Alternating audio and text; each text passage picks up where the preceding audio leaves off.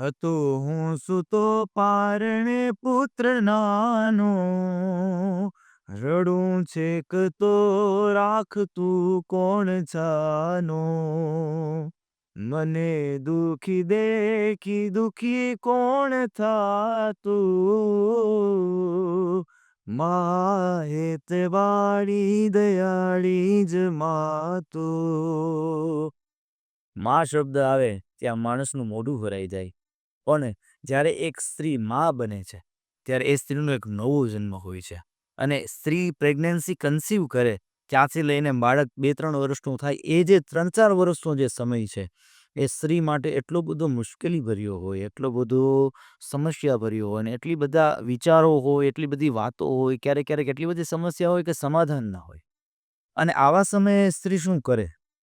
કાં તો પોતાના મમ્મીને પૂછે અને કાં તો મમ્મીજીને પૂછે અને એ સમસ્યાઓનું સમાધાન લઈને આવે. પણ આપણા સૌરાષ્ટ્રમાં, આપણા રાજકોટમાં એક લેડીએ એક નવી શરૂઆત કરી અને એક માની વાતો બીજી માં સુધી પહોંચાડવા માટે મમ્મીની વાતોની શરૂઆત કરી.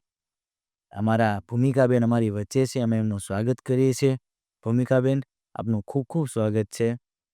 સ્ત્રીઓનું જે સૌથી સમસ્યાભર્યો સમય હોય છે એને આપે એટલું બધું ઇઝી કરી નાખ્યું, અને મમ્મીની વાતો દ્વારા આપ લોકો સુધી પહોંચી ગયા અને લોકોના હૃદય સુધી વાતોને પહોંચાડી દીધી. અને ઘણા બધા લેડીઝોને, ઘણા બધા સ્ત્રીઓને એની કહે ને સંકોચમાંથી, સમસ્યાઓમાંથી તમે એને સમાધાન આપ્યું છે.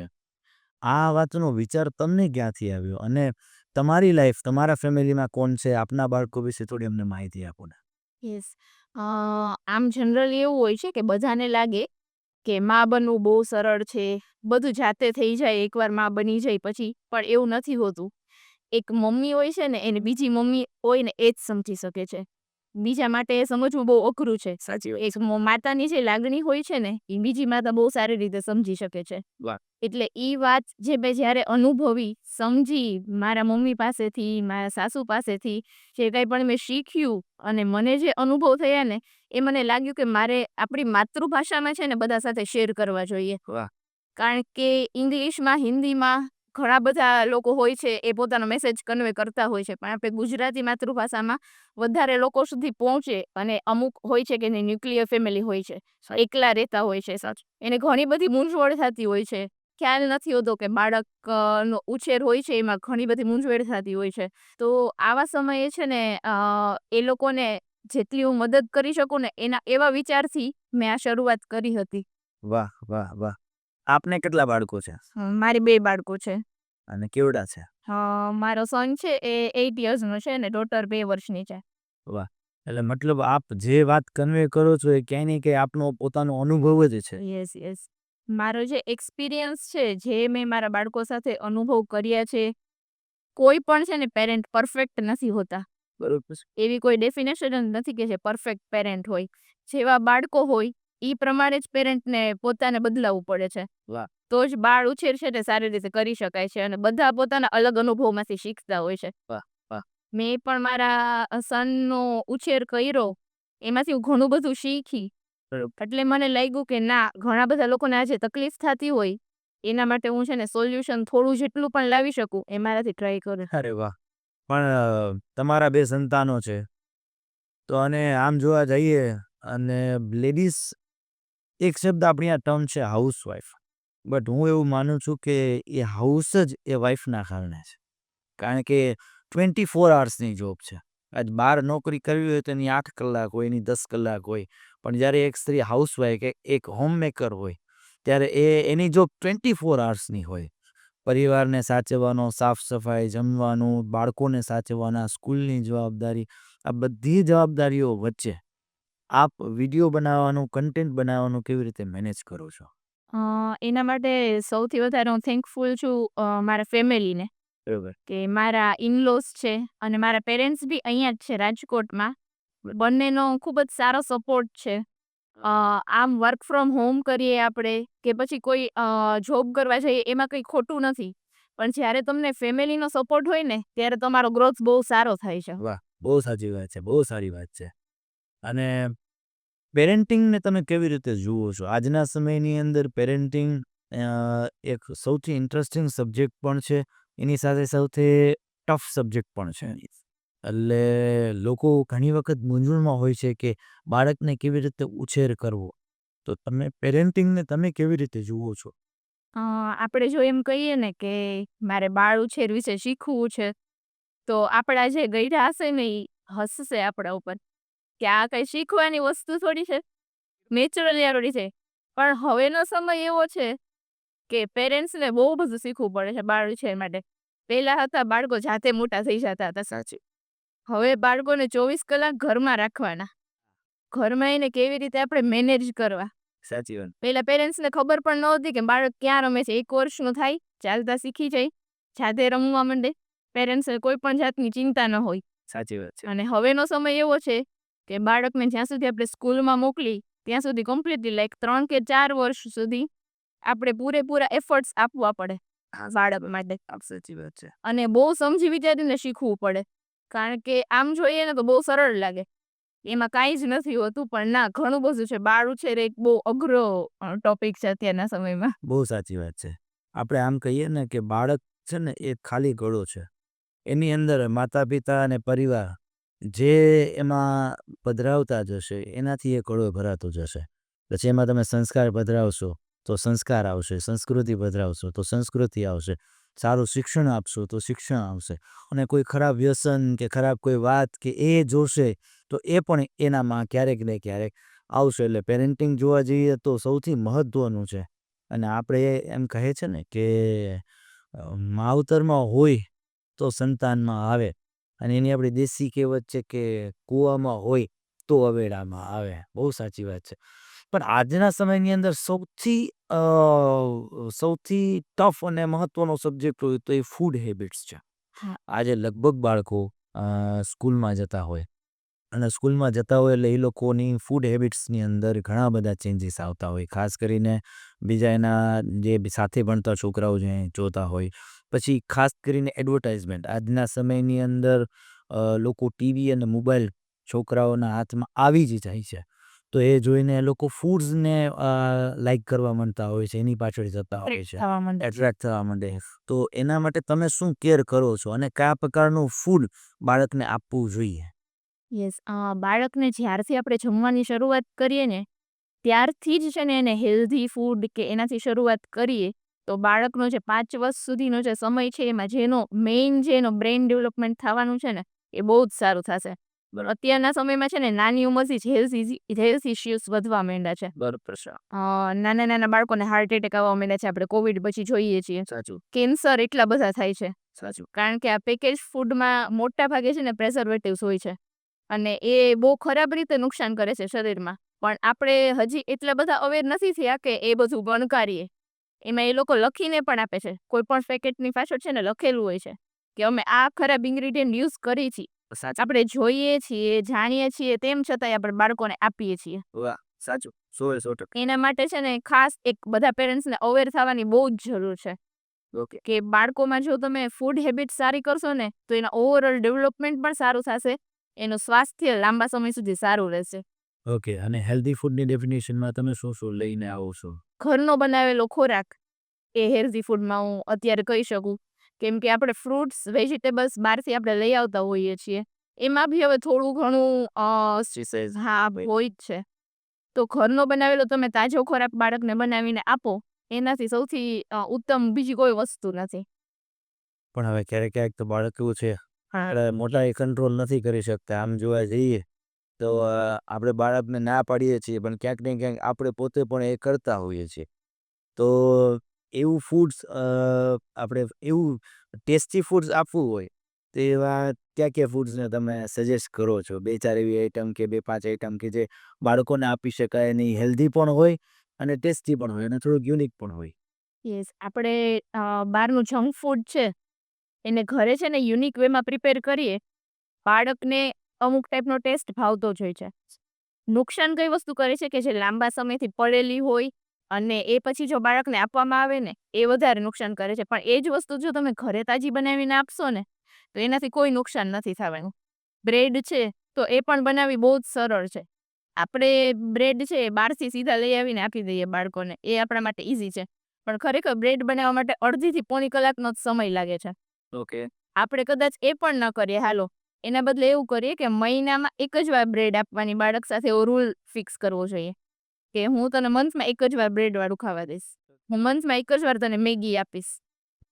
અને અત્યારે હવે જેમ લોકો વધારે અવેર થવા માંડ્યા છે, એમ માર્કેટમાં બહુ સારી અમુક બ્રાન્ડ આવી છે કે બાળકોને રાગી નૂડલ્સ છે કે મલ્ટીગ્રેન નૂડલ્સ છે, એવી બધી પ્રોડક્ટ આપે છે ઓકે. કે જે ખાવાથી બાળકોને નુકસાન નથી થવાનું. ઓકે. અને એ સિવાય જો આપણે ઘરે બાળકોને જેટલું વધારે પણ પ્રિપેર કરીને આપીએ ને, તો એક વસ્તુનું ખાસ ધ્યાન રાખવાનું કે એમાં વધારે પ્રોટીન ઇન્ક્લુડ કરીએ, ઓકે. જેનાથી બાળકોને આગળ જતા છે ને એનું બોડી પણ બરાબર વર્ક કરે. ઓકે. અને એનું ડેવલપમેન્ટ પણ પ્રોપર થાય, હાઇટ્સ, વેઇટ અને બધું પ્રોપર રીતે એનું મેનેજ થઈ શકે. ના, બહુ સારી વાત છે. તમે પર્ટિક્યુલર આજે વિડીયોઝ બનાવો છો, એમાં ખાસ કરીને ફૂડ રિલેટેડ તમે જે ખાસ લોકોને ઇન્ફોર્મેશન આપો છો, એનો રેફરન્સ તમે ક્યાંથી લે છો? તમે પર્ટિક્યુલર ક્યાંથી અભ્યાસ કરો છો કે તમે પર્ટિક્યુલર કોઈ વિડીયોઝ જુઓ છો અથવા તો આપ કોઈ બુક્સ વાંચો છો, એનો રેફરન્સ આપ ક્યાંથી મેળવો છો? જો સાચું કહું ને તો ફૂડ છે ને એ મારી લવ લેંગ્વેજ છે. એટલે કે મારો પ્રેમ મારા બાળકોને બતાવવો હોય ને તો એ ફૂડ થ્રુ થાય છે. યસ, એ મારો શોખ છે અને મારા બાળકો પણ ફૂડી છે બંને. એટલે મને એવું જાતે જ મને એવું ફીલ થાય કે હું એને છે ને વધારે ને વધારે છે ને સારું ફૂડ આપું, પણ કંઈક એમાં ડિફરન્ટ કરીને આપું. વાહ, કારણ કે બધા બાળકો સીધા વેજીટેબલ્સ નથી ખાઈ લેવાના. બહુ સાચી વાત છે. યસ, તો હું એ વેજીટેબલનું પરાઠું બનાવીને આપું, એ ખાઈ પણ લેશે, એને ટેસ્ટી પણ લાગશે, એને ખબર પણ નહીં બને. ઘરનું બનાવેલું પનીર અંદર નાખી દઈશું તો એ ખુશી ખુશી ખાઈ લેવાનું છે. વાહ, એને પણ ફાયદો થશે, આપણને પણ સંતોષ થશે. વાહ. યસ. પણ અને મોટા ભાગે અત્યારે યુટ્યુબમાંથી આપણને ઘણી બધી રેસિપીઝ મળતી હોય છે, ઓકે. ગૂગલ પરથી આપણને ઘણા બધા રેફરન્સ મળતા હોય છે, તો એમાંથી હું લઈને ઘણી બધી યુનિક રેસિપીઝ ટ્રાય કરતી હોઉં છું. અને વધારે ને વધારે હું રેસિપીઝ એટલા માટે શેર કરું છું કે મને જોઈને બીજા ઇન્સ્પાયર થાય ને, તો એ મને ખૂબ ગમશે. વાહ, એને એમ થશે કે ચલો આ કેટલું સરસ એના બાળકો માટે બનાવીને આપે છે, અમેય બનાવીને આપીએ. વાહ, વાહ. વધારે લોકો ઇન્ફ્લુઅન્સ થાય ને એનાથી, એટલે સાચી વાત છે, 100%. મતલબ આપ અત્યારે જે મેઇન આપનું જે કન્ટેન્ટ છે, જે ખાસ કરીને ફૂડ રિલેટેડ છે, એ આપ પણ વિડીયો અને ગૂગલના માધ્યમથી આપ લોકો સુધી પહોંચાડો છો. ના પણ અને એ જે તમે કરો છો, એનો તમને એક્સપિરિયન્સ છે, તમને અનુભવ કેવો થાય છે? કારણ કે આજે તમે કેમ કીધું કે મારી લવ લેંગ્વેજ છે, કે હું બાળકોને પ્રેમ આપું કયા જ વેથી, તો હું આ વેથી એને પ્રેમ આપું છું કે એને સારું જમવાનું આપું. પણ એની સામે બાળકોનો તમને શું રિસ્પોન્સ હોય છે? યસ, બાળકો તો આપણે એને ભાવતું આપીએ એટલે ખુશ થવાના જ છે. પણ અમુક વાર એવું થાય કે મારે પણ બાળકો સાથે સ્ટ્રિક્ટ થવું પડે. બરોબર. ખાસ કરીને મારા સન સાથે. કારણ કે એ હવે જેમ મોટો થશે પછી એને ખ્યાલ આવશે કે મને આ અમુક વસ્તુ નથી જ ભાવતી. પણ બાળકો સાથે અમુક સમયે છે ને સ્ટ્રિક્ટ થવું પણ ખૂબ જ જરૂરી છે. કારણ કે આપણે જ છે કે જેની આદત સુધારી શકીએ છીએ અને આપણે જેની આદત બગાડી શકીએ છીએ. જેવી આપણે અત્યારે પહેલા શરૂઆતના જે એના 10 વર્ષ હશે, એમાં જે આદત પાડશું ને, એ આગળના સમયમાં એને એની સાથે જ જવાની છે. 100% સાચી વાત છે, 100%. અને ટૂંકમાં એ લોકો પણ રાજી થઈને તમને રિસ્પોન્સ આપે છે ખરા. યસ. અનુશાસન, સ્ટ્રિક્ટનેસ, તમે સરસ વાત કરી કે તમે તમારા બાળક ઉપર સ્ટ્રિક્ટ થાવ છો. તો એની પણ એક મર્યાદા કે એક લિમિટેશન્સ હોય છે.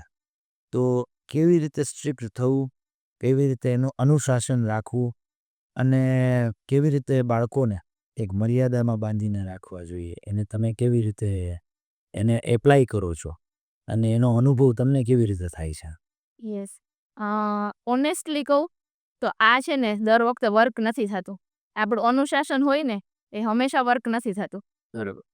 સૌથી પહેલો પ્રશ્ન એ થાય કે બાળકની અમુક એજ વધે 5-6 વર્ષ પછી સમજણું થઈ જાય, એટલે પછી એ આપણા ફોસલાવાથી નથી માનવાનું, ખીજાવાથી નથી માનવાનું. એટલે આપણે દર વખતે નવી ટ્રીક ટ્રાય કરવી પડે.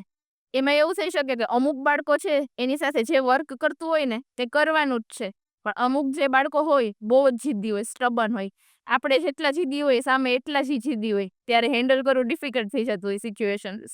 સો ત્યારે છે ને થોડું વધારે સ્ટ્રિક્ટ આપણે થવું પડે. અને જેન્ટલ પેરેન્ટિંગનો છે અત્યારે કન્સેપ્ટ ચાલે છે, એ જેન્ટલ પેરેન્ટિંગ ઓલમોસ્ટ 90% પેરેન્ટ્સ અને 90% બાળકો સાથે વર્ક નથી કરતું. લગભગ 10% બાળકો જેવા હશે. આખા વર્લ્ડમાં હું કહું તો 10% બાળકો એવા હશે કે જેની સાથે જેન્ડર પેરેન્ટિંગ વર્ક કરતું હશે. બરોબર. આપણે અહીંયા એક શબ્દ હતો પારકીમાં કાન વિંધે. કારણ કે ક્યારેક છે ને લાકડી જે કામ કરે ને એ પ્રેમ નથી કરતો એ હકીકત છે. અને ચાણક્ય નીતિમાં તો કહે છે કે બાળક 5 વર્ષનું થાય 5 થાય ત્યાંથી બાળક 5 વર્ષનું થાય 5 વર્ષનું થાય ત્યાંથી લઈને 15 વર્ષ સુધી બાળકને એક અનુશાસનમાં, એક નીતિ નિયમમાં, એક ડિસિપ્લિનમાં રાખવા ફરજિયાત હોય છે. સામ દામ દંડ ભેદ ચારે ચારનો ઉપયોગ કરીને તમે એને એ રીતે ટ્રેન કરો. કારણ કે 15 વર્ષ પછી એની રેગ્યુલર લાઈફ થઈ જશે. એની એક હેબિટ થઈ જશે. આપણે અત્યારે એક નવો કન્સેપ્ટ આવે છે કે 21 દિવસ સુધી તમે કોઈ પણ કામ કરો તો 22મા દિવસથી તમને હેબિટ થઈ જશે. પણ ઘણી વખત હેબિટને મેન્ટેન કરવા માટે બહુ લોંગ ડિસ્ટન્સ લાંબુ ચલાવવું પડે છે. 21 દિવસમાં જનરલી થતું નથી. તમે 21 દિવસ સવારે 5 વાગે ઉઠો અને 22મા દિવસે તમે ન ઉઠો એટલે 23મા દિવસે તમારી આદત બગડી ગઈ હોય પાછી. કારણ કે પાણીને સીડી ચડાવવા માટે મહેનત કરવી પડે. સીડી ઉતારવા માટે તો એને ખાલી ડોલને ઊંધી જ વારવાની જરૂર છે. બહુ સાચી વાત છે. હાલના સમયની અંદર એક સૌથી જે ક્રુશિયલ કહી શકાય એવો એક ટોપિક હોય તો એ છે મોબાઈલ. ખાસ કરીને દરેક પેરેન્ટ્સના માટે ચિંતાનો વિષય છે કે છોકરાઓને મોબાઈલ કેવી રીતે આપવો કે નહીં, અને આપવો તો એને શું પર્ટિક્યુલર જોવા દેવું. આ ઘણા બધા પ્રશ્નોથી અત્યારે આપણે લોકો પીડાય છે. ને ક્યારેક એવું બને, તમે પહેલાં સરસ વાત કરી કે પહેલાં એવું હતું બાળકોનો જન્મ થયા પછી 1 વર્ષ પછી બાળક એની રીતે મોટું થતું. કારણ કે નાનો વિસ્તાર હતો, ગામડું હતું, ગામડાની અંદર જેટલા હતા બધા ઓળખીતા હતા. તમારું બાળક શેરીમાં રમે છે કે બાજુવાળાના ઘરમાં રમે છે કે સામેવાળાના ઘરમાં રમે છે તો માતા પિતાને ચિંતા ના થઈ કે એનું શું થશે, કેમ જમશે કે નહીં, જમી લીધું કેમ. એની વખત તો ગોતવા નીકળવું પડે. બપોરના જમવાના સમયે કે છોકરું છે ક્યાં, એ 3-4 ઘરમાં ગોતે ને એમાંથી એક ઘરમાં છોકરું નીકળે ને પછી ઘરે લઈને આવે. આજના સમયની સિચ્યુએશન ચેન્જ થઈ ગઈ છે. આજના સમયની અંદર બહાર ટ્રાફિક એવો હોય છે. બીજું, આજના સમયની અંદર માતા પિતાઓની ચિંતાય વધી છે. કારણ કે એટલા બધા ક્રાઇમ વધી ગયા છે. એમાં એમ થાય કે છોકરાઓને બહાર કેમ મોકલવા. તો આ સિચ્યુએશનમાં ઘરમાં ને ઘરમાં બાળક હોય એટલે બાળક પણ એકદમ આપણે એમ કહીએ ને ફ્રસ્ટ્રેટ થઈ ગયું હોય. એટલે એ સમયે માતા પિતા શું વિચારે કે સૌથી સહેલો રસ્તો શું, મોબાઈલ પકડાય. એટલે સિચ્યુએશન એ ટફ છે, કારણ એ પ્રોપર છે કે આ કારણથી આપવું પડે છે અને બાળકની ચિંતાય છે. આ 3 વસ્તુઓમાં ભેગી થાય છે. તો આ સિચ્યુએશનને કેવી રીતે હેન્ડલ કરવી જોઈએ અને તમે મોબાઈલ અને સ્ક્રીન ટાઈમ માટે તમારું શું મંતવ્ય છે? સૌથી પહેલા કે આ ટેકનોલોજીનો અત્યારે જે જમાનો છે, આ જમાનામાં આપણે બાળકને છે ને મોબાઈલથી દૂર રાખી જ નથી શકવાના. કમ્પ્લીટલી દૂર તો આપણે રાખી જ નથી શકવાના. એટલે એ પોસિબલ જ નથી. જો આપણે એવું વિચારીએ ને કે અમે સ્ક્રીન ટાઈમ આપશું જ નહીં, તો એ પોસિબલ નથી. પણ જો આપણે બાળકને આપીએ છીએ ને તો એની અમુક લિમિટેશન્સ હોવી જોઈએ. પેરેન્ટ્સે વધારે અવેર થવું જોઈએ કે મારે બાળકને શું જોવા આપવું, શું જોવા ન આપવું, એના પર બાળકની આપણી નજર હોવી જોઈએ પેરેન્ટ્સની. બરોબર. અને 2 વર્ષ સુધી તો બાળકને કમ્પ્લીટલી ન આપવો જોઈએ ફોન. બહુ સાચી વાત છે. યસ. એ તો બહુ જ ખરાબ છે. અમુક 5-6 મહિનાનું બાળક હોય ને, એને સૂતું હોય અને ત્યાં ફોન રાખી દેવામાં આવે છે. હા, સાચી. અત્યારે લોકો માટે છે ને એક બહુ ઈઝી રસ્તો થઈ ગયો છે કે પોતાનું કામ કરી શકે મમ્મી, બાળક ફોન જોયા રાખે, એને પણ શાંતિ અને મમ્મીને પણ શાંતિ. પણ આ ટોપિકને લઈને ખરેખર બધાએ અવેર થવું જોઈએ. આંખને તો નુકસાન થાય જ છે, સાથે સાથે સૌથી વધારે નુકસાન છે ને બાળકના મગજને થાય છે. સાચી વાત છે. બહુ જ ખરાબ. બાળકના બ્રેઇનમાં જે રેડિયન્સ ને બધું જાય છે ને ફોનના લીધે, એના લીધે બાળકને ખતરનાક નુકસાન થાય છે એમ કહી શકીએ આપણે. બહુ સાચી વાત છે. કારણ કે 0 વર્ષથી લઈને 3 વર્ષ સુધીનો સમય એવો છે ને જ્યારે મોટા ભાગનું બાળકનો 90% જેટલો છે ને મગજનો વિકાસ થઈ જાય છે. બરોબર છે. અને 5 વર્ષથી 6 વર્ષ સુધીમાં બાળકનો 100% બ્રેન ડેવલપમેન્ટ જે મેઇન થવું જોઈએ ને એ થઈ જાય છે. આ સમયગાળાની અંદર તમે જેટલું બાળક પાસેથી છે ને મેન્ટલ એક્ટિવિટીઝ કરાવી શકો ને એ બહુ જ સારો સમય છે. તમે એને ફોન આપવાના બદલે તમે એને છે ને એની સાથે સમય પસાર કરો. જ્યારે બાળક સૂતું હોય ત્યારે આપણે કામ ને બધું મેનેજ કરી જ શકવાના છીએ. બાળક નાનું હોય ત્યારે એને ફોન આપવાના બદલે આપણે એવું કરી શકીએ કે એની સાથે આપણે પેલી જે જૂની રમત હતી ને એવું બધું રમીએ. ચોકડી મીંડું છે, આ તે. બાળક 2 વર્ષનું થાય પછી એને એવી અલગ-અલગ ઘણી બધી રમત આપણે શીખડાવી શકીએ છીએ. બરોબર છે. યસ. બાળકને પણ મજા આવશે. પેરેન્ટ્સને પણ એની સાથે ટાઈમ વધારે સ્પેન્ડ કરશે તો બેયનું કનેક્શન પણ બહુ સારું થશે. આ તો શું થાય છે કે જ્યારે પછી બાળક પાસેથી આપણે ફોન લઈ, પછી આપણે ફોન લઈને બેસી જાય. એકબીજાનું કોઈ કનેક્શન જ નથી બનતું. 5 વર્ષ પછી એવું થશે કે બાળકને એવું થઈ જશે કે ચલો મોબાઈલ વધારે ઇમ્પોર્ટન્ટ છે. મારા માટે પણ વધારે ફોન ઇમ્પોર્ટન્ટ છે અને મારા પેરેન્ટ્સ માટે પણ ફોન વધારે ઇમ્પોર્ટન્ટ છે. સાચું. એટલે ટૂંકમાં કહેવા જઈએ તો પહેલા પેરેન્ટ્સે પણ પોતાની આદતો બદલવાની જરૂર છે. ઘણી વખત પેરેન્ટ્સ પોતે બાળકોની સામે સતત મોબાઈલ લઈને બેઠા હોય, રીલ્સ જોતા હોય, વિડીયોઝ જોતા હોય, તો ક્યાંક ને ક્યાંક એના ઇન્ફ્લુઅન્સમાં આવીને પણ બાળકો મોબાઈલ તરફ એટ્રેક્ટ વધારે થતા હોય છે. અને એ પણ સાચી વાત છે કે ટેકનોલોજીનો યુગ છે, એટલે ટેકનોલોજીકલ અવેરનેસ પણ તમારે એને આપવી જરૂરી છે. એના સિવાય રસ્તો પણ નથી. અને તમે નહીં આપો તો એ ક્યાંક બહારથી મેળવશો, બીજા પાસે જઈને મેળવશો. આપણે કહેતા ને પેલા નાના હતા ત્યારે આપણા ઘરમાં ટીવી ન હોય તો બાજુમાં પાડોશમાં જઈને ટીવી જોતા. ટેકનોલોજી છે તમને એટ્રેક્ટ તો કરવાની જ છે, એટલે અહીંયા નહીં કરે તો ક્યાંક બીજે કરશે. એના કરતાં બેટર છે કે તમે કરાવો, પણ એના માટે એક મર્યાદા, એક લિમિટેશન્સ બાંધો. એની સાથે તમે ટાઈમ સ્પેન્ડ કરો. પણ તમે વાત સરસ કરી કે બાળક સાથે તમે ટાઈમ સ્પેન્ડ કરો, પણ ઘણી વખત ન્યુક્લિયર ફેમિલી હોય હા. અથવા તો વર્કિંગ પેરેન્ટ્સ હોય, ત્યારે પરિસ્થિતિમાં શું કરવું? કારણ કે ક્યારેક એવું થાય છે કે એક સમય હતો કે માતા-પિતા માટે પોતાના સંતાનથી વધારે વિશેષ કંઈ ના. આજના સમયની અંદર એક નવો ટ્રેન્ડ શરૂ થયો છે કંઈક કેરિયરનો. બરોબર, કે અમારે કરિયર બનાવવું છે, અમારે કેરિયર બનાવવું છે, વોટેવર એવા વર્ડ્સ વાપરીને અમે અમારા સેલ્ફ ડેવલપમેન્ટ માટે અમારે કામ કરવાનું છે. પણ જ્યારે સેલ્ફ ડેવલપમેન્ટ માટે કામ કરવાની વાત આવે છે ક્યાંક ને ક્યાંક પોતાના સંતાનો, પોતાના બાળકો સાઇડલાઇન થતા હોય. બાળક સાથે જે મહત્વના વર્ષ હોય ને, હા. 1 થી 3 વર્ષના વર્ષ, એ જ મિસ થઈ જાય છે પેરેન્ટ્સને. ત્યારનો સમય જ એવો હોય કે જ્યારે તમારા જે બાળક સાથે સંબંધ રહેશે ને, એ આખી જિંદગીના સંબંધ રહેવાના છે. બરોબર છે. લાગણીનો સંબંધ, વિશ્વાસનો સંબંધ જે બંધાશે ને, બાળકને છે ને પછી એક વિશ્વાસ જે જતો રહે છે ને, પછી કાયમી બાળક એવું જ થઈ જશે. બરોબર છે. એકલું થઈ જશે બાળક.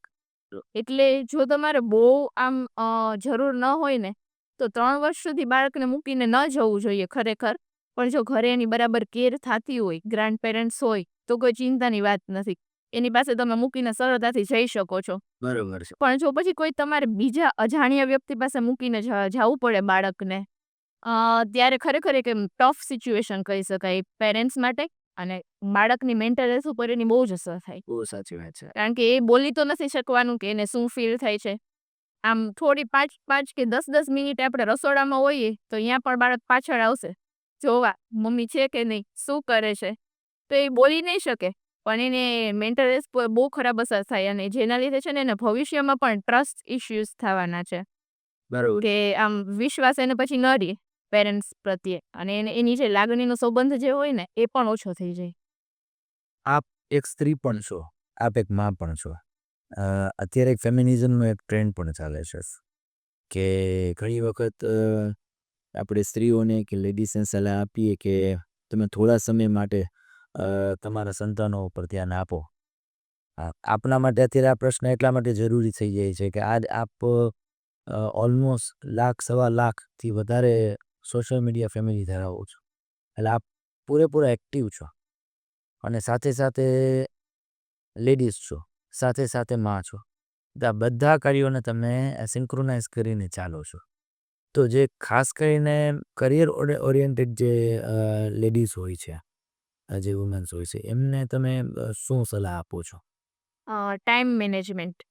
બાળક સાથે આપણે છે ને બધું પ્રી પ્લાન્ડ હોવું જોઈએ. જ્યારે આપણે વર્કિંગ મધર હોય ને, હું ઘરેથી વર્ક કરું છું, આ મારું સોશિયલ મીડિયાનું, તો પણ મારું બધું પ્રી પ્લાન્ડ હોય છે કે ચલો કાલે મારે આ વિડીયો બનાવવાનો છે, કન્ટેન્ટ મેં પ્રિપેર કરીને રાખ્યું છે, કયા ટાઈમે હું કરીશ વિડીયો એ પણ પ્રી પ્લાન્ડ હોય છે. એ ટાઈમે મારે બાળકને સુવડાવવું છે. બરોબર. ઘરે હોય ગ્રાન્ડ પેરેન્ટ્સ તો એ લોકો સાચવશે એને. બધું છે ને પ્રી પ્લાન્ડ હશે ને તો તમારી જર્ની છે ને એકદમ સ્મૂથ ચાલશે, જેમાં બાળક પણ હેરાન નહીં થાય અને તમને પણ ગિલ્ટી ફીલ નહીં થાય કે ચલો મારા બાળક મારા લીધે છે ને સેક્રિફાઈસ કરે છે, એવું તમને ફીલ નહીં થાય. વાહ. એટલે એક ટાઈમ મેનેજમેન્ટ હોવો ને વર્કિંગ મધર્સ માટે એ બહુ જ ઇમ્પોર્ટન્ટ છે. બરોબર છે. તમારા હિસાબે ન્યુક્લિયર ફેમિલી એટલે કે હસબન્ડ વાઈફ અને ખાલી પોતાના બાળકો અને બીજું જોઈન્ટ ફેમિલી. જોઈન્ટ ફેમિલીમાં પણ 2-3 પાર્ટીશન્સ છે. એક ગ્રાન્ડ પેરેન્ટ્સ સાથેનું જોઈન્ટ ફેમિલી, એક આખા ફેમિલી સાથેનું એટલે કે જેઠ હોય, દેર હોય, ગ્રાન્ડ પેરેન્ટ્સ હોય, આ આખું જોઈન્ટ ફેમિલી હોય. તો આ ત્રણે ફેમિલીના જે ફાયદા અને ગેરફાયદા એને તમે કેવી રીતે જુઓ છો અને આપનું ફેમિલી કેવું ફેમિલી છે? યસ. તમે વાત કરો છો ને તો મેં લાસ્ટ યર એક વિડીયો મૂકેલો હતો કે જોઈન્ટ ફેમિલીમાં આપણે રહેતા હોય ને તો એના શું બેનિફિટ છે ને ઈ. તો એમાં મને નેગેટિવ કમેન્ટ્સનો બહુ આમ જથ્થાબંધ નેગેટિવ કમેન્ટ્સ આવી કે ઇનલોઝ આ રીતે હોય, સપોર્ટ નથી કરતા આ રીતે. પણ હવે છે ને એકચ્યુઅલી લોકોએ પોતાની મેન્ટાલિટી બદલવાની જરૂર છે. જેવા તમે એવી દુનિયા. તમે સારા છો, સામેવાળી વ્યક્તિ સારું છે. 100%. એ વસ્તુ ઉપર જો તમે વિશ્વાસ કરીને ચાલશો ને આપણા જે વડીલ હોય છે એ લોકો જૂની રૂઢી પ્રમાણે ચાલતા આવ્યા છે. સાચું. એ લોકોને સમજતા થોડીક વાર લાગશે પણ જો આપણે સમજાવી આપણો મેસેજ કન્વે કરીએ. હું જોઈન્ટ ફેમિલીમાં રહું છું. મોટા ભાગે મારા બાળકો ગ્રાન્ડ પેરેન્ટ્સ સાથે હોય દિવસનો મોટા ભાગનો. બરોબર. તો એ લોકો એની પાસે જીદ કરવાના જ છે. આપણી પાસે જીદ નહીં કરી શકે બાળકો, પણ દાદા દાદી પાસે એ લોકો જીદ કરવાના જ છે. પણ દાદા દાદીને આપણે વાત કરીએ કે તમે છે ને આ અમુક બાબતનું ધ્યાન રાખજો બરોબર. કે આ વસ્તુથી એને નુકસાન થાય છે તો આપણે એ વસ્તુ અવોઇડ કરીએ કે પછી ક્યારેક વીકમાં એકવાર એને લાવીને આપીએ. ચોકલેટ છે કે પછી એને સ્ક્રીન ટાઈમ તમારે આપવો છે તમારો ફોન જોવા તો એ થોડી વાર માટે આપો. બરોબર. એ લોકો સમજશે. જો તમે એની સાથે બહુ સારી રીતે ખુલ્લીને વાત કરશો ને તો એ લોકો સમજવાના જ છે. સાચું. પણ તમે લોકો જ નથી એને સમજતા તો એ લોકો નથી તમારા વિચારને સમજી શકવાના. જ્યારે તમે છે ને બહુ ખુલીને રજૂઆત કરશો કે તમારા વિચાર શું છે એ લોકો 100% સમજશે અને સપોર્ટ કરશે જ. એવું હોતું જ નથી કારણ કે એ લોકો છે ને આપણા બાળકને આપણા કરતાં પણ વધારે પ્રેમ કરે છે. બહુ સાચી. એ તો 100%ની વાત છે. મારા બંને બાળકો છે કાંઈ પણ મારું પર્સનલ કામ હોય કે આ તે ગમે તે હોય તો એ લોકો છે ને મારા બાળકને મારા કરતાં પણ વધારે પ્રેમ આપીને એની પાછળ ફરીને જમાડશે એને ગાર્ડનમાં ફરવા લઈ જશે. સવાર સાંજ 2 ટાઈમ લઈ જાય મારી ડોટરને. તો હું ઘરે રહીને હું મારા બાળકને નથી લઈ જઈ શકવાની. એને હું 4 દિવાલની વચ્ચે જ રાખી. સાચી. હું એમ કહીશ કે મારે આ કામ છે, મારે ઓલું કામ છે, મારે હજી આ કરવાનું છે. બહાનું કાઢીને આખો દિવસ જતો રહેશે. બહુ સાચી વાત. તો આપણે એવું વિચારીએ ને કે એના ફાયદા શું છે જોઈન્ટ ફેમિલીના તો તમને ફાયદા જ દેખાશે. વાહ. પણ આપણે જો નેગેટિવ પોઈન્ટથી વિચારશું ને કે જોઈન્ટ ફેમિલીમાં રહેતા હોય દાદા દાદી છોકરાઓને બગાડ છે આપણા જેવા વિચાર હોય ને તો પછી એ થોડું ઇમ્પેક્ટ કરે જ છે રિલેશનમાં. 100% સાચી વાત છે. પણ જોવા જઈએ તો આપણે કહેવત છે કે મૂડી કરતાં વ્યાજ વાવી. તો ગ્રાન્ડ પેરેન્ટ્સ છે એના માટે તો આ વ્યાજ છે. આપણે એની મૂડી કહીએ અને આપણા સંતાનો એ એમનું વ્યાજ છે તેને વાલું હોવાને અને એને એમ થાય કે અમે અમારા ગ્રાન્ડ જે ચાઇલ્ડ છે એના માટે અમે શું કરીએ, અમે એવું એમને શું આપી શકીએ કે એ લોકો રાજી થાય. એટલે એ એનો પ્રેમ છે. અને ઘણી વખત આપણે કહીએ ને કે કોઈ પણ વસ્તુની અતિની ગતિ ના. ક્યારેક પ્રેમ અને લાવ પણ થોડુંક વધી જતો હોય તો હું એવું માનું છું કે વડીલો પણ છે ને એ પ્રકારના બાળકો છે. હા.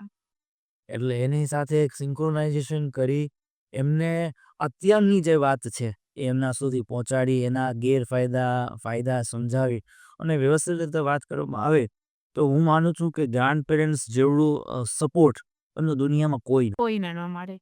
એ તો 100% તમે સાચું કીધું. અને જ્યારે ગ્રાન્ડ પેરેન્ટ્સ છે ને એ જેટલો સમય ઈ બાળક સાથે આપી શકે છે ને અને જેટલું વધારે એને અટેન્શન આપી શકે છે ને બાળકને એટલું પેરેન્ટ્સ નથી આપી શકવાનું. બહુ સાચી વાત. આ તો હું મારો પર્સનલ એક્સપિરિયન્સ જ કહું છું કે જેટલી શાંતિથી આપણા બાળકની વાત સાંભળશે ને એટલી શાંતિથી આપણે નહીં સાંભળતા હોય. આપણા મગજમાં બીજું હાલતું હશે. બાળકને હા પાડીએ હા બરાબર છે આપણા મગજમાં બીજું આપણા કામનું ટેન્શન આપણા વર્કનું ટેન્શન બરોબર ઓફિસથી આવ્યા હોય ફાધર તો એ થાકીને આવ્યા હોય પછી થોડો ટાઈમ બાળક સાથે સ્પેન્ડ કરશે પણ એને જે પૂરતું અટેન્શન છે ને એ આપવું થોડું ડિફિકલ્ટ થઈ જાય. બરોબર. અને એ અટેન્શન છે ને એ બાળકોને ગ્રાન્ડ પેરેન્ટ પાસેથી બહુ સારી રીતે મળે કે એ લોકો એની વાત છે ને બહુ સારી આખો દિવસ સાંભળશે જેટલું એ બોલ કરે એ સાંભળશે કારણ કે એને બીજું કોઈ ટેન્શન નથી. જેનું પૂરું ફોકસ છે ને એ બાળકો ઉપર જ હોય. બાળકો ઉપર જ હોય છે. ના, તમારી બહુ સાચી વાત છે. હું ખરેખર આજની આ વાત ઉપરથી હું સામાજિક એક જવાબદારી છે એ પણ હું કહીશ અત્યારના સમયની અંદર. લોકો પોતાના પેરેન્ટ્સથી, પોતાના પરિવારના વડીલોથી દૂર ભાગતા હોય છે અથવા તો એટલી બધી ફરિયાદો કરતા હોય છે કે અમારા પેરેન્ટ્સ આમ ને અમારા પેરેન્ટ્સ તેમ ને અમને આ તકલીફ છે. તમે તમારા બાળકોની સામે એક વખત જોજો. એ બાળકની કેટલી તકલીફો છે. એ બાળક તમને કેટલું હેરાન કરે છે. છતાં તમે બાળકની ફરિયાદ કરો છો? નથી કરતા. તો તમે જ્યારે બાળક હતા ત્યારે તમારા પેરેન્ટ્સે પણ તમારી એટલી જ કેર કરેલી છે. અને તમને તો લકી છો કે તમારી પાસે પેરેન્ટ્સ છે અને એ પેરેન્ટ્સ તમારા સંતાનોનું ધ્યાન રાખી શકે છે. બાકી કેટલાય પરિવારો એવા છે કે જે અફસોસ લઈને બેઠા છે, જેના મનની અંદર એક કાયમ માટેનો વસવસો છે કે અમારી પાસે અમારા પેરેન્ટ્સ નથી કે જે અમારી સાથે રહી શકે, અમારી સાથે એન્જોય કરી શકે, અમારા સંતાનોનું ધ્યાન રાખી શકે. તો હું ખાસ રિક્વેસ્ટ કરું છું, જુઓ કોઈ વ્યક્તિ સંપૂર્ણ નથી. દરેક વ્યક્તિમાં કંઈ ને કંઈ પ્લસ માઇનસ હોવાનું જ છે.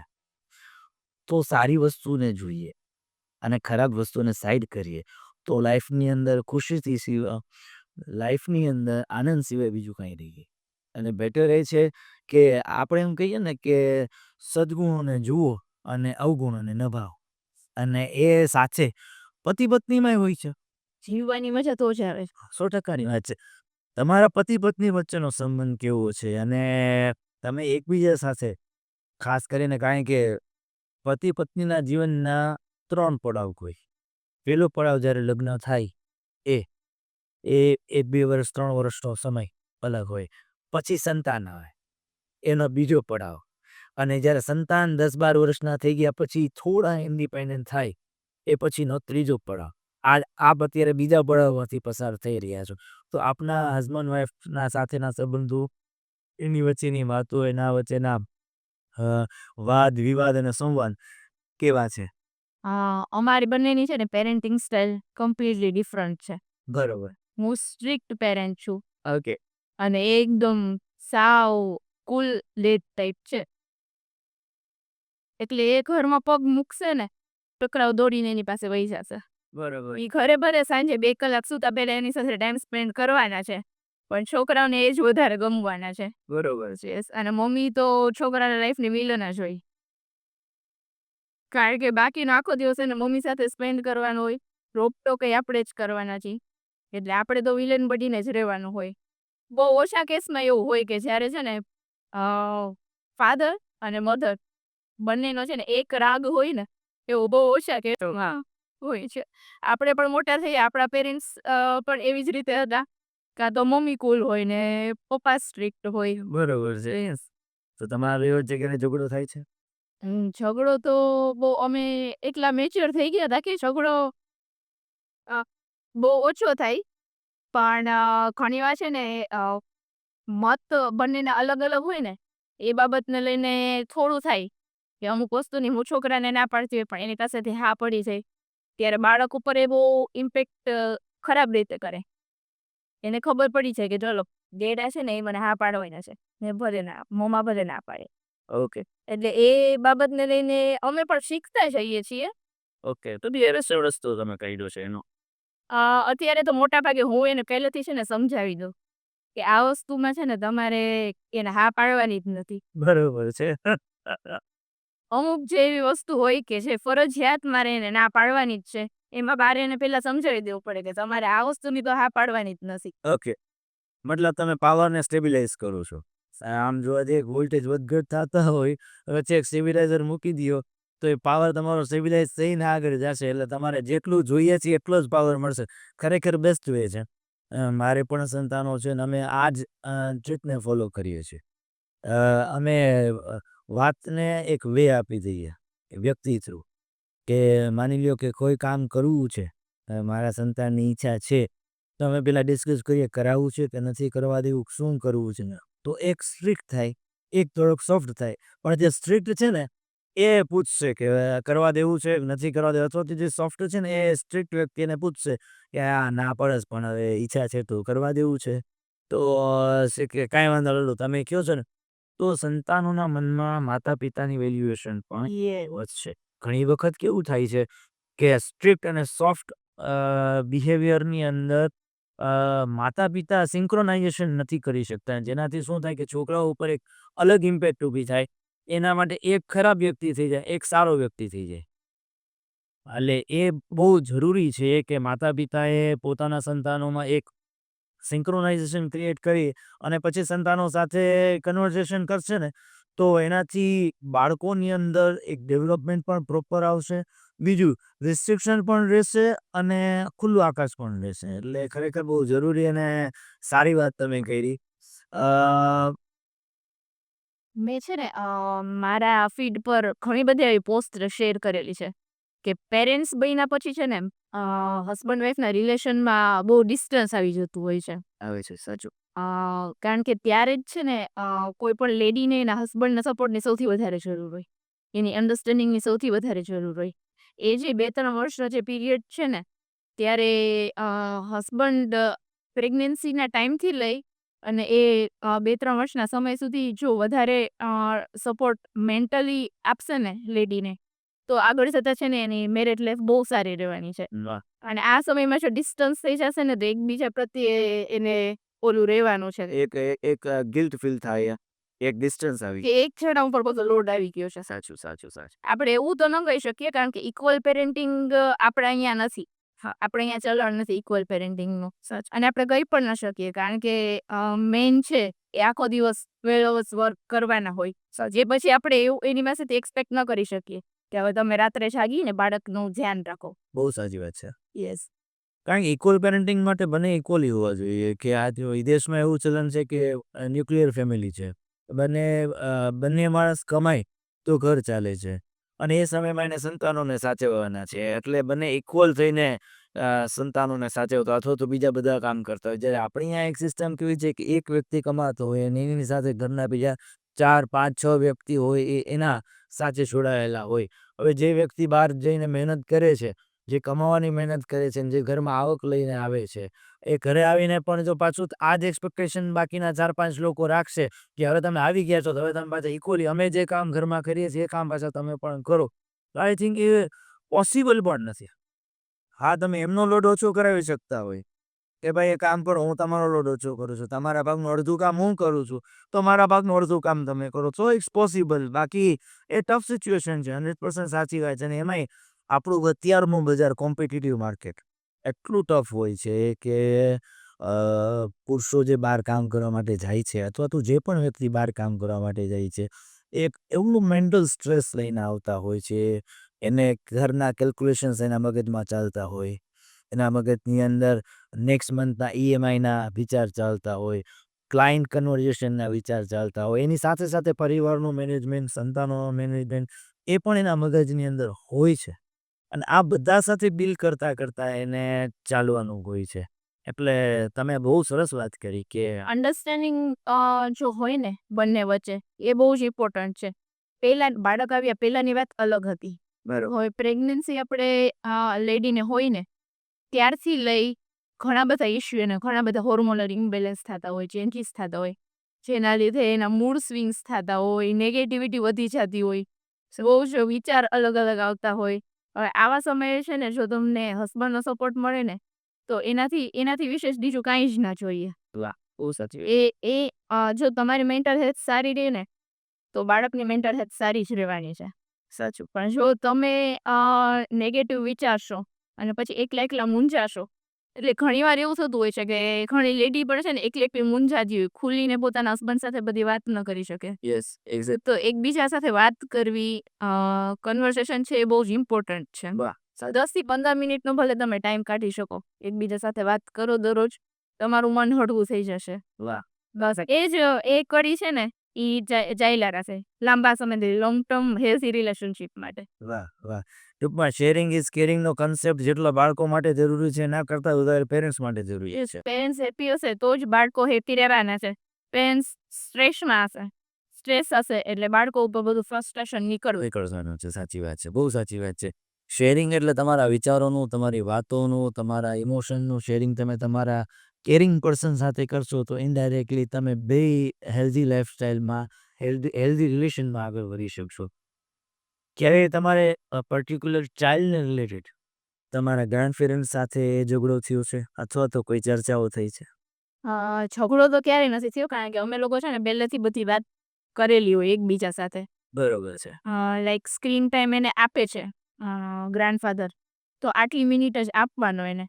એ એમ કહી દેશે કે ચાલો હવે મને ફોન આપી દ્યો, એટલે એ બાળક એને આપી દેવાનું છે.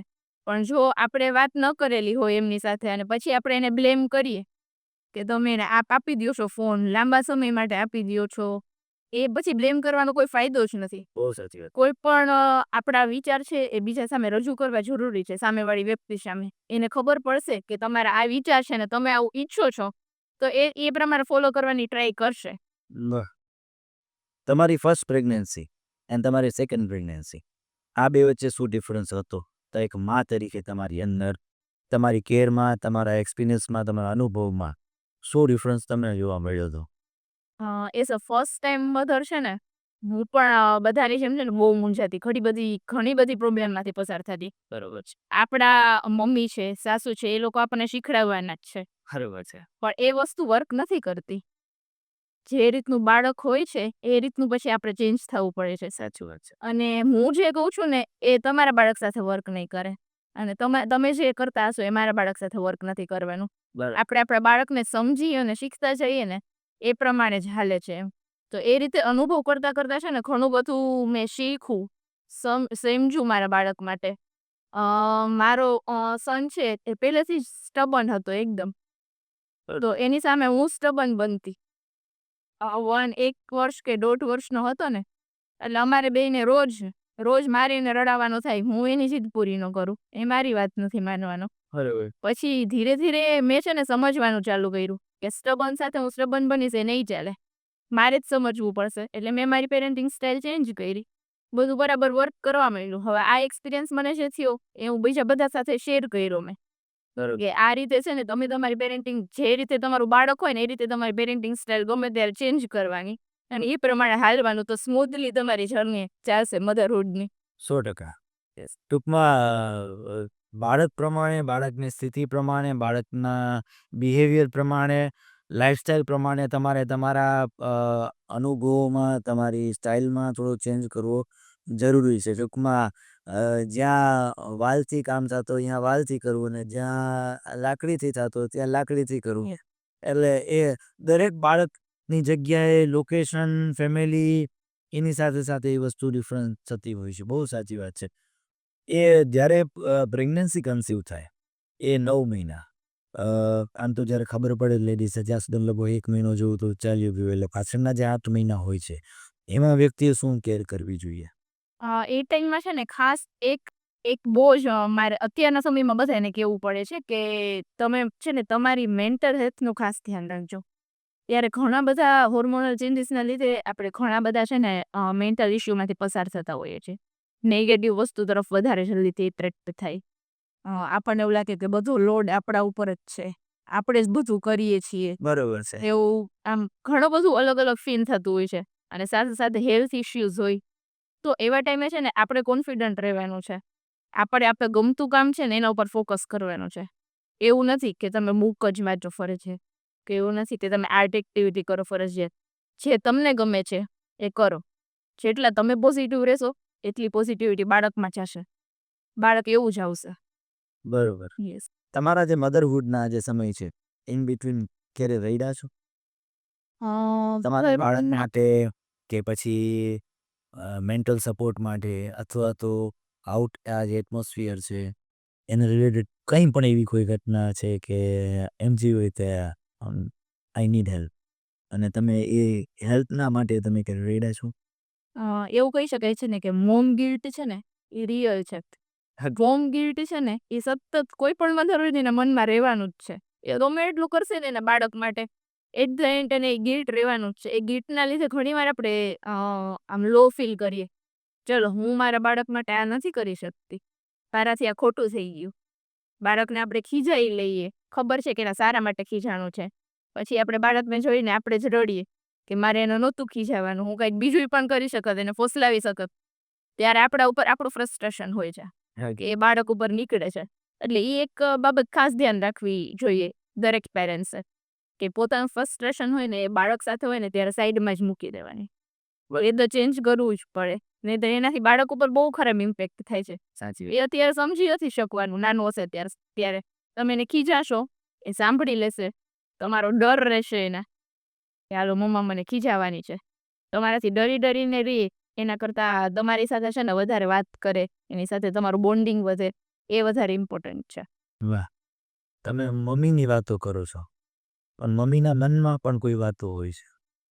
આજે સ્ત્રી ઘણી વખત એવું હોય છે કે તમે બહુ સરસ અમારા વચ્ચે વાત કરી કે ઘણા બધી વાત હોય, ઘણા બધા વિચારો, પણ ક્યારેક આપણે ખુલીને બોલી નથી શકતા.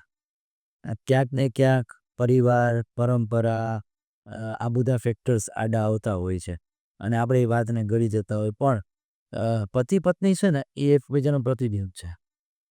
અરીસા સામે ઊભા રહ્યો તો અરીસામાં તો કાંઈ છુપાયેલું ન હોવું જોઈએ અને એ પ્રતિબિંબ સાથે તમે એ રીતે જ વર્તન કરો તો રિલેશન અને લાઈફસ્ટાઈલ વધારે સારી થઈ શકે. તો મમ્મીની વાતો તો તમે કરો છો, પણ મમ્મીના મનની કોઈ એવી વાત છે જે તમારે કરવી છે, અથવા તો જનરલ તમામ સ્ત્રીઓના મનની કોઈ એવી વાત જે તમારે, કારણ કે પુરુષો કેવું છે કે બજારની દોડાદોડીમાં, પૈસાની મગજમારીમાં એટલા બધા ક્યારેક ફસાયેલા હોય છે કે એક ઓલું એક કહીને જે ફીલ કરવાના એક ઇમોશનનો એક કોર્નર છે ને એ થોડો સ્ટક થઈ ગયો હોય તો ઘણી વખત ફેસ જોઈને વિચાર આવે કે કંઈક છે, હા. પણ પુરુષ પણ પૂછવાની હિંમત ન કરી શકતો હોય. કારણ કે કેટલી બધી વાતો મગજમાં ચાલતી હોય, કાં ડર હોય કે હું પૂછીશ તો એ ક્યાંક એક નાનકડી દીવાસળી જેવું કામ ન કરે અને વાં છુપાયેલી આગ હોય ને સીધો ભડકો ન થઈ જાય, એ પણ બીક લાગતી હોય છે. તો એક ઇમોશન પણ હોય છે પુરુષોમાં, પણ ઘણી વખત સ્ત્રીઓ પણ કહેતી નથી હોતી અને ઘણી વખત પુરુષો પૂછી નથી શકતા હોતા.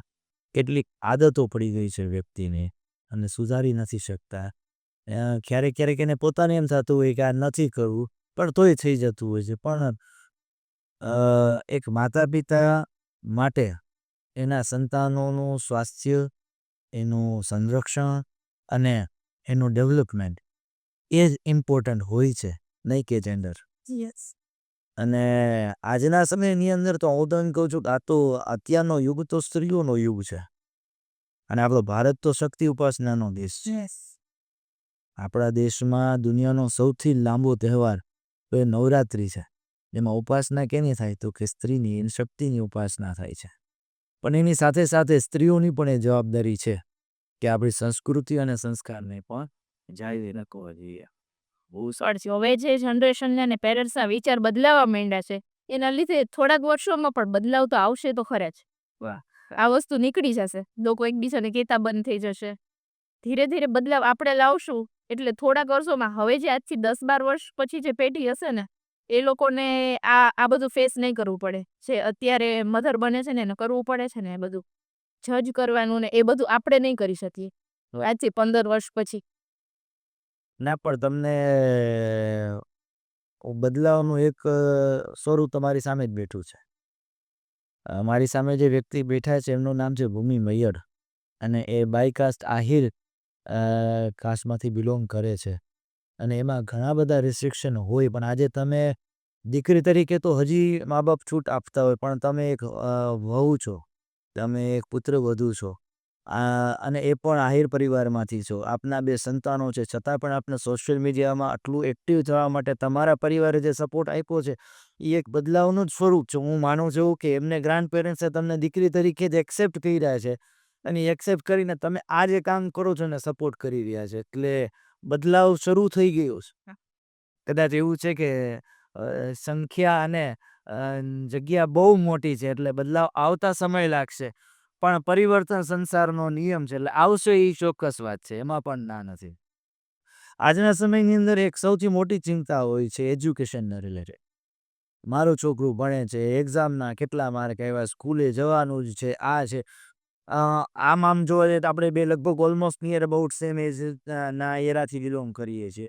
આપણે ભણતા ત્યારે એવું હતું, મંદિરે જવું છે, કાંઈ વાંધો ના, સ્કૂલ નથી જવું, હાલો રજા રાખવાનું જવાનું. છતાંય આપણે લોકો ભણતરની અંદર ખૂબ સારું ભણી, ખૂબ સારું એજ્યુકેશન મેળવી અને આપણા કામની અંદર સફળ છીએ.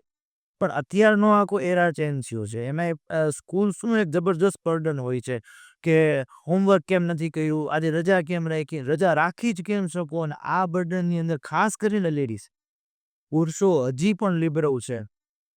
પણ મમ્મીને એમ થાય કે સ્કૂલે આજે રજા પડી એટલે જાણે દુનિયાનું એક સૌથી ખતરનાક કામ થઈ ગયું છે ને આજે રજા કેમ પડી ગઈ. તો આ એજ્યુકેશનને તમે મા તરીકે કેવી રીતે જુઓ છો અને તમારી સાથેની જે લેડીઝ છે એને તમે શું સલાહ આપો છો? સાચું કહું ને તો હું આ રેટ રેસમાં હતી. ઓકે. જ્યારે મારા સનનું મારે એડમિશન લેવાનું હતું ને સ્કૂલમાં, ત્યારે હું આ રેટ રેસનો પાર્ટ હતી. મારા હસબન્ડ નહોતા. ત્યારે અમારા બે વચ્ચે એક ક્લેશ હતો. બરાબર. એનું કહેવાનું એમ જ હતું કે જો બાળક કોન્ફિડન્ટ હશે ને તો એ ગમે એ ક્ષેત્રમાં, ગમે એ સ્કૂલમાં તમે બેસાડશો, ગમે એ માધ્યમમાં બેસાડશો, એ આગળ આવવાનું જ છે. બરોબર છે. પણ હવે આપણે એઝ અ મધર બીજાનું જોઈએ, આમ જોઈએ આ સારી સ્કૂલમાં નહીં બેસે, આગળ નહીં આવી શકે, આટલું તો એને કરાવવું જ પડે કમ્પલસરી, એવા બધા વિચાર હોય. ઓકે. અમે મારા સનનું એડમિશન લીધું, 3 વર્ષ કોવિડ આવ્યો એટલે સ્કૂલમાં સાવ ગયો જ નહીં. ઓકે. ફર્સ્ટ સ્ટેન્ડર્ડથી એને સ્કૂલની શરૂઆત કરી. ત્યારે મને ખબર પડી ગઈ કે ઓકે, સ્કૂલ કરતાં વધારે ઇમ્પોર્ટન્ટ શું છે કે બાળક કેટલું શીખવા માંગે છે અને શું શીખવા માંગે છે. ઓકે. એને તમે સ્કૂલનું ગોખણપટ્ટી કરાવશો, એમાં એને રસ જ નથી તો એ નથી કરી શકવાનો.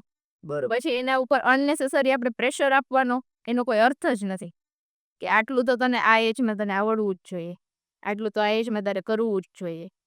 એટલે એ રેટ રેસમાંથી હું ત્યારે બહાર નીકળી ગઈ તો અને મારી ડોટરને મેં હજી સુધી પ્રી સ્કૂલમાં પણ નથી મોકલી. બરોબર. યસ. તો અત્યારના જે બીજા લેડીઝ છે કે બીજી માતાઓ છે કે બીજી મમ્મીઓ છે એને તમે શું વાત કરશો? જેટલા મને મળે છે ને એ બધાનું એક જ વસ્તુ કહું છું. અત્યારે હવે તમને ઘણા બધા લોકો જોઈ રહ્યા છે ને આમ જોવા જાવ તો અત્યારે તમે લોકોની રૂબરૂ જ છો. યસ. લોકોના પ્રશ્નો જે મેં તમારી સામે મૂક્યા છે અને તમે એ પ્રશ્નનો જવાબ લોકો સુધી પહોંચાડી રહ્યા છો. તો અત્યારે એવું માનો કે આખા ગુજરાતના જેટલા ગુજરાતી લેડીઝો છે કે જેટલી ગુજરાતી મમ્મીઓ છે એ તમને સાંભળી રહી છે, તો તમે એ મમ્મીઓને શું સંદેશો આપવા માંગો છો? હું એટલું જ કહું કે તમારા બાળકને જે ગમવાનું હશે ને એ જ એ કરવાનું છે. સ્કૂલ તો એક માધ્યમ છે, બરોબર, પણ ઘરે તમે જે શીખડાવશો ને એને એ વધારે ઇમ્પોર્ટન્ટ છે. શીખવાનું ભણતરને લગતું નથી કહેતી હું, ગણતર કહું છું કે બાળકનો તમે કઈ રીતે છે ને ઉછેર કરો છો ને, જો બાળકને તમે પહેલેથી જ આત્મવિશ્વાસુ બનાવશો ને તો કદાચ જે સ્કૂલનો પેરેગ્રાફ હશે ને એ ગોખી નહીં શકે, પણ એને તમે કહેશો કે તારે આ ટોપિક પર બોલવાનું છે તો એ બોલી શકશે. ખુલીને બાળકને બોલતા શીખડાવો. નાનું હોય ને ત્યારથી જ એની હારે વધારે ને વધારે વાત કરો. બરોબર. જેટલું બને ને એટલું, જેટલો વાત સંવાદ તમે ઘરમાં વધારે કરતા હશો ને એટલું જ બાળકને બોલવું ગમશે, પોતાની વાત રજૂ કરવી ગમશે. વાહ. આત્મવિશ્વાસ તો એમને આવી જ જવાનો છે બાળકમાં, કારણ કે જ્યારે તમે બાળકની વાત સાંભળો છો, એને સમજો છો, એટલે બાળકને ખબર છે કે મારા પેરેન્ટ્સ મારી પાસે હંમેશા માટે છે, વાહ. મારી વાત સાંભળવા માટે, મને સમજવા માટે હંમેશા છે જ અવેલેબલ. એટલે એનો આત્મવિશ્વાસ બહુ સારો બિલ્ડઅપ થાય છે નાની ઉંમરમાં જ, અને આગળ જતા એને કામ આવવાનું છે. અત્યારે એના સ્કૂલના એનું જે એકેડેમિક પરફોર્મન્સ હોય ને એના ઉપર ક્યારેય ફોકસ ન કરતા, ક્યારેય નહીં, એ ઇમ્પોર્ટન્ટ છે જ નહીં. હજી અહીંયા કોઈને ખ્યાલ નથી પણ આપણે ગુજરાતની બહાર પણ જે મેટ્રો સિટીઝ છે ને એમાં એ કન્સેપ્ટ છે હોમ સ્કૂલિંગનો. એ લોકો બાળકને સ્કૂલે મોકલતા જ નથી. જે મેઇન જે એક્ઝામ્સ ક્લિયર કરવાની હોય છે 10th ની 12thની કે એ સિવાય કોઈ પણ એક્ઝામની પ્રિપેરેશન એને ઘરેથી જ કરાવી દે છે. એટલે ઓલમોસ્ટ બાળક સ્કૂલે જતું જ નથી. સ્કૂલનું જે ગોખણપટ્ટી કરવાનું છે, ભણતર હોય છે એ ભણતું જ નથી, પણ એ સિવાય એવી પ્રવૃત્તિઓ કરે છે કે જેનાથી એનું બ્રેઇન ડેવલપમેન્ટ સારું થાય, એ પબ્લિકમાં સ્પીક કરવા માટે કોન્ફિડન્ટ થાય. વાહ. યસ. પણ એ કન્સેપ્ટ એક જોઈએ તો એના પોઝિટિવ ફાયદા છે, પણ સાથે સાથે નેગેટિવ પણ વધારે છે.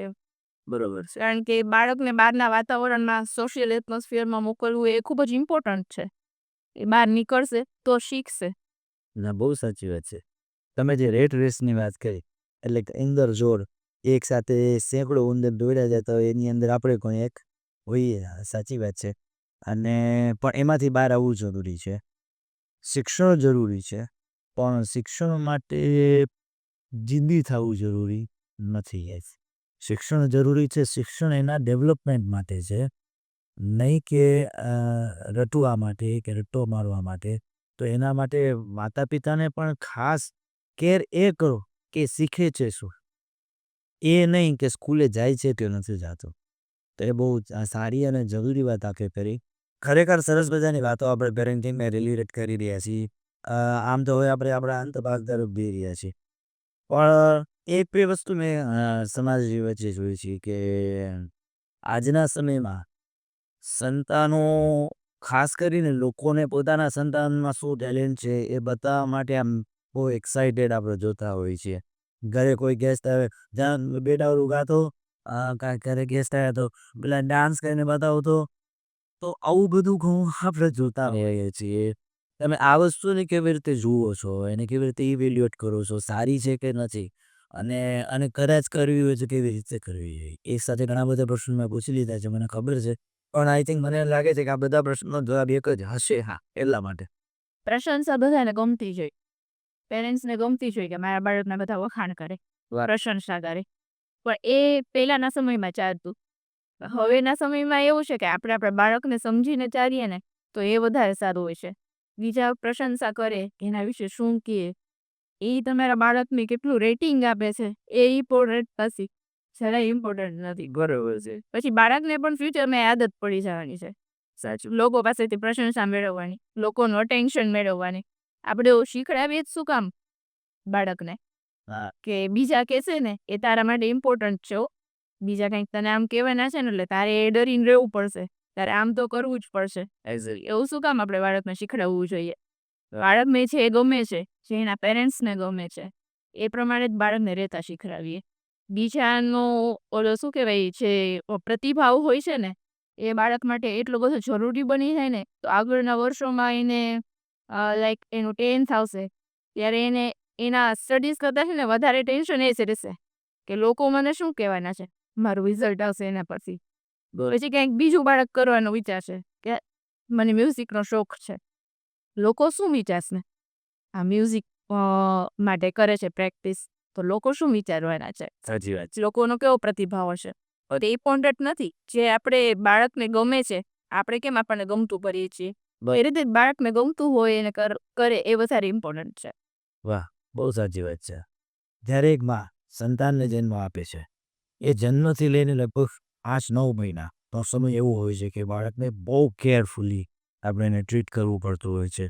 આપણે ઘણી વખત કેમ કે કેટલીક એવી તકલીફો એમાં આવી જતી હોય છે કે જે લાઈફ ટાઈમ બની જતી હોય છે. ખાસ કરીને સુલાવવાની બાબતમાં એમને ધ્યાન રાખવું પડે છે કે પછી એને કપડાં જે પહેરાવીએ છીએ અથવા તો જે સુસુપોટી કરે છે એ સમયે આપણે જે કેર કરીએ છીએ એના માટે બેઝિક શું કરવું જોઈએ અને એના બેઝિક આપણે એમ કહીએ ને કેર કરવા માટે આપણે કઈ કઈ કાળજી રાખવી જોઈએ. યસ, એ ટેગ હોય છે એ બહુ ઇમ્પોર્ટન્ટ હોય છે. ત્યારે શું થતું હોય છે ખબર? આપણા વિચાર અને માન્યતાઓ બે વચ્ચે છે ને સતત આપણે મૂંઝાતા હોઈએ વાહ, કે આ માન્યતા તો આ રીતે છે કે બાળકને આમ નો જ કરે, વાહ, અને આપણે એવું મનથી એવું વિચારતા હોઈએ કે ના આમાં તો કંઈ ખોટું નથી.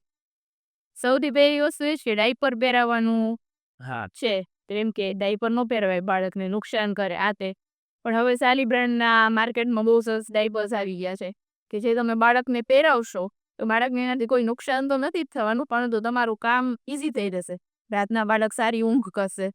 બાળક પથારી ભીની કરે એટલે વારે વારે ઉઠી જાય છે, એની ઊંઘ ખરાબ થાય, માતાની ઊંઘ ખરાબ થાય. પણ આ એક બહુ સિમ્પલ વસ્તુ છે કે જેમાં છે ને તમે ડાયપર પહેરાવવાથી કોઈ બીવાની જરૂર નથી.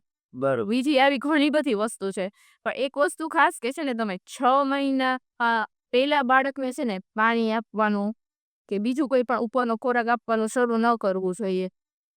હું કોઈ પેરેન્ટિંગ એક્સપર્ટ નથી કે પછી ડૉક્ટર પણ નથી. પણ આ અનુભવમાંથી કહું છું ને, જે મેં નોલેજ મેળવેલું છે ને વાંચીને એમાંથી કહું છું કે એ પહેલાં બાળકના ઓર્ગન્સ છે એટલે ડેવલપ નથી થયા હોતા કે ફીડિંગ સિવાયનું બીજી કાંઈ પણ વસ્તુ લઈ શકે. ઓકે, એટલે એનાથી મેજર ડેમેજ થવાની પણ શક્યતા રહે છે. બરોબર છે. બાળકની કિડની ઉપર ને બીજા ઓર્ગન્સ ઉપર પણ ઘણી છે ને ડેમેજ થવાની શક્યતા રહે છે.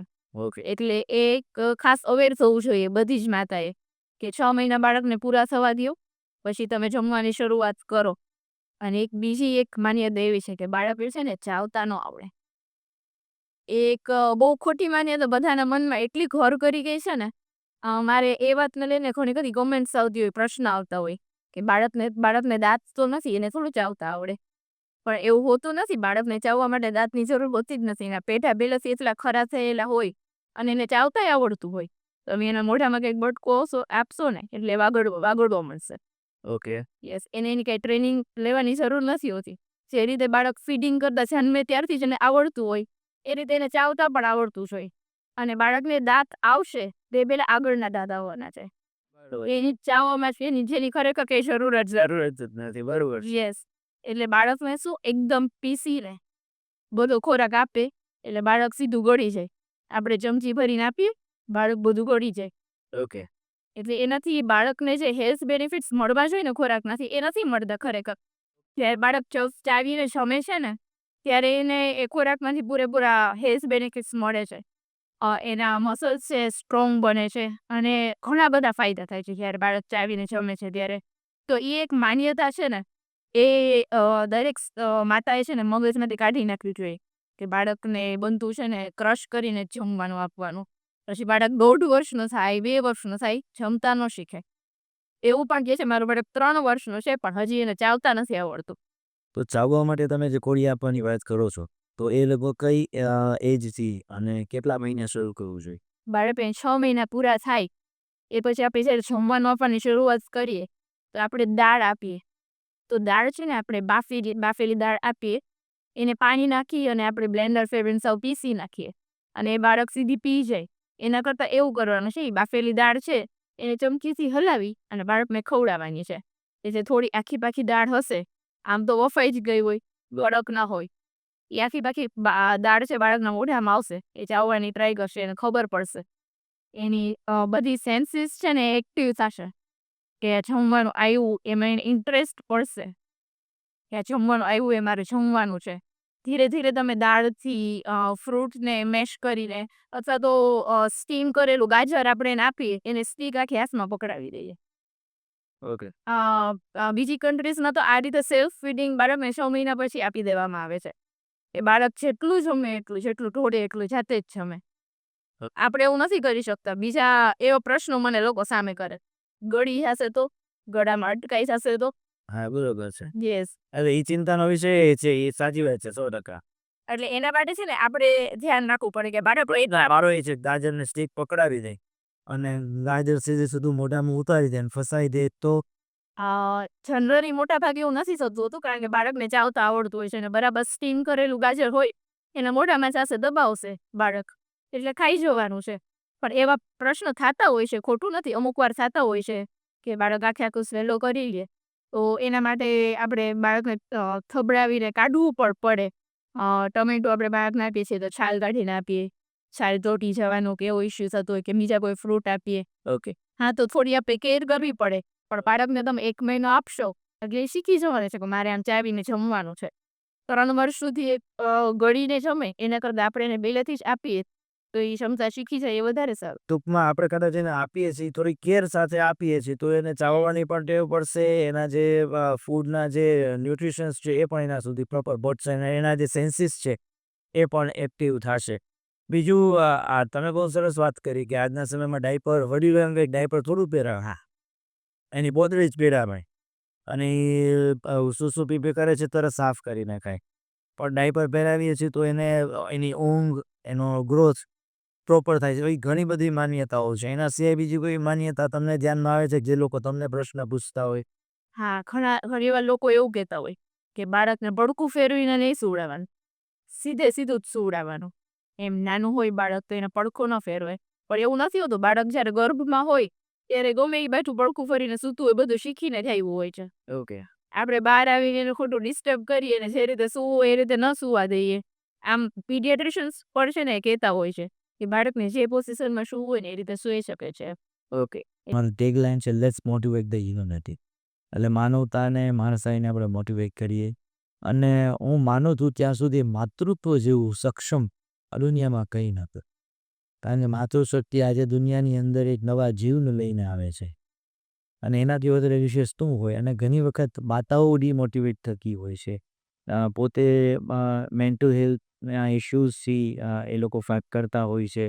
ઘણી વખત સંતાનમાંથી જાગીને બિચારા એટલા બધા ફ્રસ્ટ્રેટ થઈ જતા હોય છે. કારણ કે સવારે ઘરના કામ હોય, ઘરની જવાબદારી હોય અને રાત્રે એ સૂવા જાય ત્યારે બાળક જાગી જાય છે. જ્યારે જમવા બેસે ત્યારે બાળક કંઈ ગંદુ કરે છે.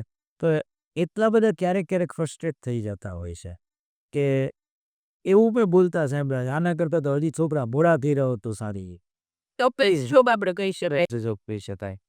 એટલે અમે મોટિવેટ એવી માતાઓને કરીએ છીએ કે જેના અમે ખૂબ આભારી છીએ. અને મેં પહેલાં જ કીધું, આપણો દેશ તો શક્તિ ઉપાસનાનો દેશ છે. સ્ત્રીઓનું કાયમ મહત્વ રહે છે. અને લક્ષ્મી પછી નારાયણ આવે, સીતા પછી રામ આવે, રાધા પછી કૃષ્ણ આવે, ઉમા પછી શિવ આવે. તો એવી રીતે સ્ત્રીઓનું મહત્વ હંમેશા આપણા સમાજની અંદર, આપણા દેશમાં આટલું મહત્વ રહ્યું છે. અને એ સ્ત્રીનું માતૃત્વ એની એક સર્વોચ્ચ સ્થિતિ હોય છે કે એનાથી ઉપર લગભગ દુનિયામાં કાંઈ હોતું નથી. તો એવા જે પ્રસ્પેક્ટ ક્યારેક લેડીઝ થઈ જતા હોય છે, એવા પ્રસ્પેક્ટ માતા થઈ જતા હોય છે, તો એમને એક છેલ્લા 2-3 વાક્યમાં તમે એને મોટિવેટ કરવા માંગો તો એને શું કહેશો? ટફેસ્ટ જોબ તો છે જ માતૃત્વ. એની સફર છે, એમાં ઉતાર ચઢાવ આવવાના જ છે. બરાબર. એટલે સારા દિવસો પણ હોય અને અમુક દિવસો તો અતિશય ખરાબ પણ હોવાના છે. 2-3 રાતના ઉજાગરા થવાના છે. એટલે સ્વાભાવિક છે કે આપણે છે ને લો ફીલ કરીએ કે હવે મારાથી નહીં થાય એમ. બરાબર. આપણે જ્યારથી બાળક દુનિયામાં આવે છે ને ત્યારથી આપણે પોતાની જાતને છે ને મેન્ટલી પ્રિપેર કરવી જ પડે છે. બરાબર. જેટલા તમે મેન્ટલી પ્રિપેર હશો ને એટલું તમે વધારે છે ને સારી રીતે આ બધી સિચ્યુએશન હેન્ડલ કરી શકશો. એવું નથી હોતું કે અમુક લોકોને કાંઈ તકલીફ જ નથી પડતી, અમુક લોકોને વધારે પડે છે. બધાને જ સરખી તકલીફ પડવાની છે. સ્ટે એટ હોમ મધર હોય કે વર્કિંગ મધર હોય, બધાને છે ને અલગ અલગ સેક્રિફાઈસ કરવા પડતા હોય છે. બરાબર છે. સ્ટે એટ હોમ મધર હોય એને પોતાનું એજ્યુકેશન છે, પોતાના જે કરિયર માટે છે એની ઓલી હોય ધગશ, એ બધું જ છે ને એ જાદુ કરીને પોતાનું 100% એફર્ટ બાળકમાં આપતા હોય છે. અને વર્કિંગ મધર છે એ એના કરિયર પર ફોકસ કરી અને બાળકને ટેન્શન નથી આપી શકતા. આ બંને વસ્તુવાની છે ને આપણે એવું ન કહી શકાય કે એક જણું ખોટું છે, એક જણું સાચું છે. બંને પોતાની જગ્યાએ સાચા જ હોય છે. એટલે છે ને પોતાની જાતને હંમેશા છે ને એવી રીતે જ આપણે સમજવાનું છે કે આત્મવિશ્વાસથી ભરેલા અને હંમેશા મેન્ટલી છે ને ફ્રેશ રહેવાનું છે. જો બાળકને ખુશ રાખવું હોય ને તો માતાનું ખુશ રહેવું એ બહુ જ ઇમ્પોર્ટન્ટ છે. આપણે ખુશ હશું તો જ બાળકનો આપણે ખુશીથી ઉછેર કરી શકશું ને એકદમ હેપી ચાઇલ્ડ છે ને એ બનશે. વાહ! ખરેખર આજની વાતોમાં ખૂબ આનંદ આવ્યો. માતૃત્વ એ એક એડવેન્ચરસ એન્ટરટેનમેન્ટ છે. મતલબ ક્યારેક આપને એમ થાય કે જે વસ્તુમાં થોડોક ડર લાગે ને એ જ વસ્તુમાં સૌથી વધારે આનંદ આવતો હોય છે. તો માતૃત્વ પણ એમાંનું જ એક છે.